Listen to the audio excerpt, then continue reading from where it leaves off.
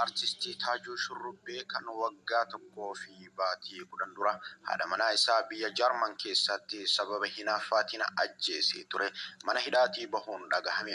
Akka odeeffannoon yeroo ammaa miidiyaa hawaasummaa irratti deemaa jirutti artistii Taajuu Shurrubbee turtii waggaa tokkoo fi gara baatii 10 olii booda mana hidhaatii bahuun isaa dhagahamee jira.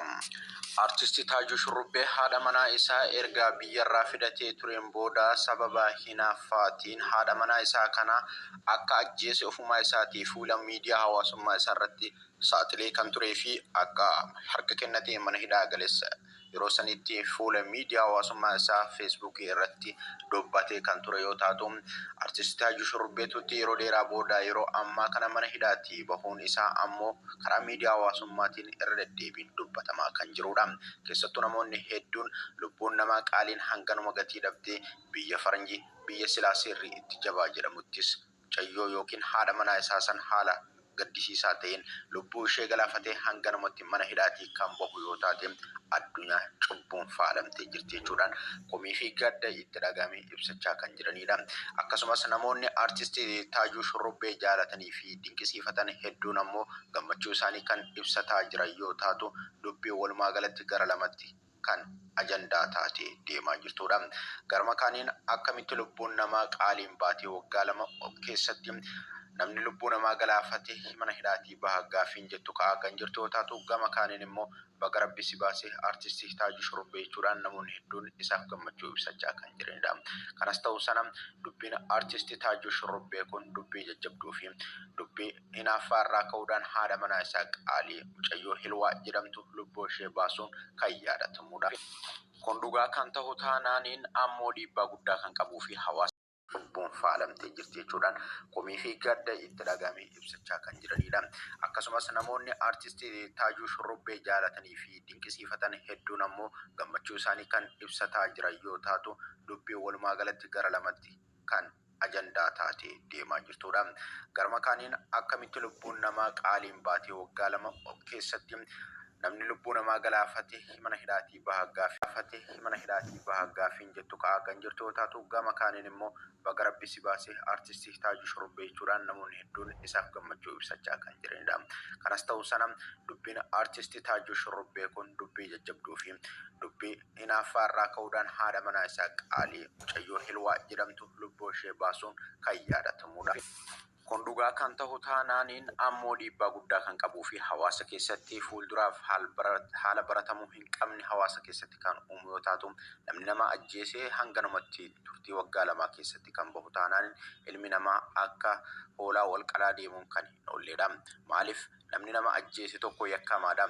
Lubbuu namaa baasuu kan danda'u Rabbi qofa. Haa ta'u malee ilmi namaa eega lubbuu namaa baasee kan hidhaanis haala kanaan hidhaa keessaa kan bahu taanaan namni akkuma fedhetti bakka fedhettis lubbuu walitti taphataa kan deemudha. Ilma namaa tokko kan nama ajjeese yeroo nama ajjeesutti miiraan isaa ta'u dogongoraan nama ajjeesuu danda'a. Garuu erga nama ajjeese namni sun kan adabamuuf miidhama nama sanaa baasuu fi akkasumas namoonni bira akka irraa baratanii fi haa ta'u malee erga namni tokko nama ajjeese san haaluma salphaadhaan mana hidhaatii kan bahuu fi qulqullummaan kennamee fi akka nagaan jiraatu kan ta'u taanaan bor namni biraalleen akka badii akkasii irratti hirmaatu hulaa banaa kan deemudha. Akkasumas haqni lubbuu nama baddees achumaan badaa kan deemudha. Kanaaf walumaa galatti namni nama ajjeese tokko seeraan gaafatamummaa fi akkasumas haqni nama du'ee sanaas sirnaan mul'achuu qabaachuu kan qabudha.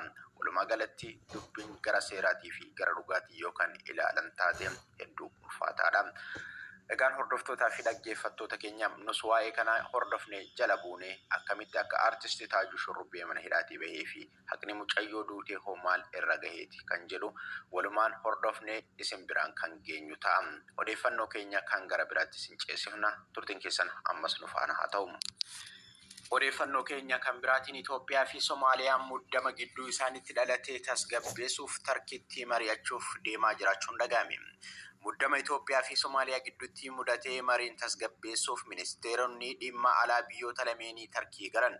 Marii waxabajjii 24 bara 2016 akka Itoophiyaatti gaggeeffamu kana irratti hirmaachuuf ministeerri dhimma alaa Soomaaliyaa Ahmad Faaqii fi ministeerri dhimma alaa Itoophiyaa Ambaasaadar wallahi waan nuti biyya arabaa tana keessatti tahaa jiru ilmaan oromoo jechuu rabbuma qofaatiitu beeka.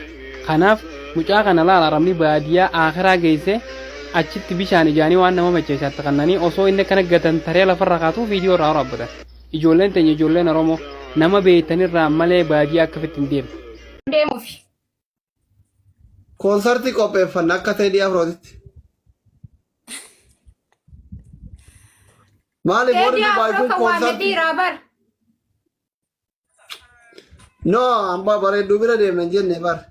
Dubaay deemne konsertii qopheeffannaa maal jettaa fi jedha. Konsertii maal laalchisnee fi qopheeffannaa si taatu kitaaban barreessine weellisaa miti walaleessaa miti mee maal godhanii si haa qopheessanuu feete. Deena xalaat leemaa takka katabee gadhiisa ka torbaan kana keessa torbaan dhufu deemna Dubaay ilmaan rakkoo.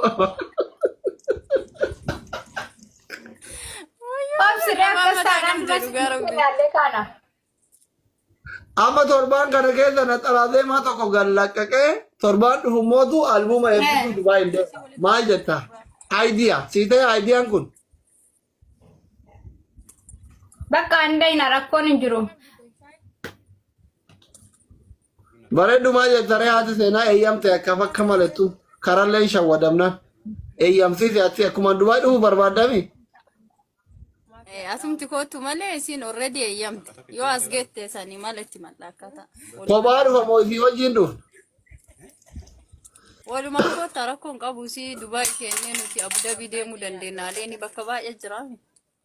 Maa yoo sadiinumaan deemne maa rakkoo qaba isii maal goonaa kennaree meeshaa wayii seetamu haadha seenatii bara.